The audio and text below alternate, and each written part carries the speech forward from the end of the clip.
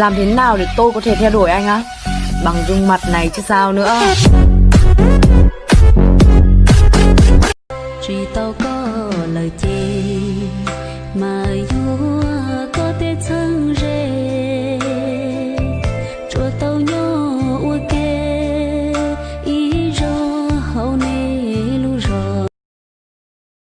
Mình bắt chước loài mèo kêu nhau, kêu cùng em meo meo meo meo. Ơ kìa anh meo meo meo meo, kêu đi anh meo meo meo meo. Trò này hơi ung thư em ạ, suốt ngày kêu người yêu meo meo. Dẫu anh không thương.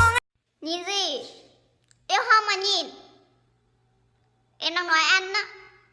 Cái ăn đứng trước điện thoại á. Yêu không? Yêu em không? Yêu thì đến cưới em đi.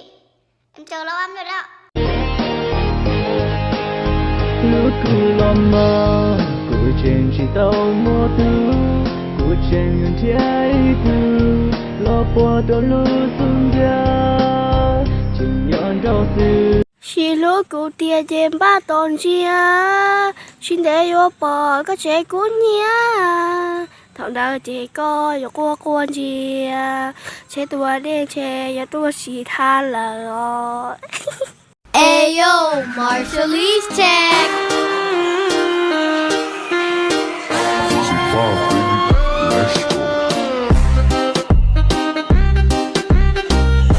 Vậy cô tên là gì? Tôi tên là Hiền, còn anh? Tôi tên là Tâm. Vậy sao nhìn cô cũng xinh xắn mà lại không lấy được chồng? Tôi mà có ai yêu tôi đã lấy rồi. Vậy hay là Em chưa chồng anh cũng chưa, anh chưa có đón dâu lần.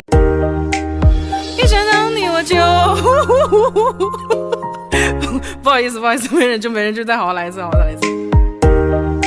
一想到你我就空恨别梦着。 Anh ơi, bắp ngô trên đám than hồng, liệu anh có muốn làm chồng em không?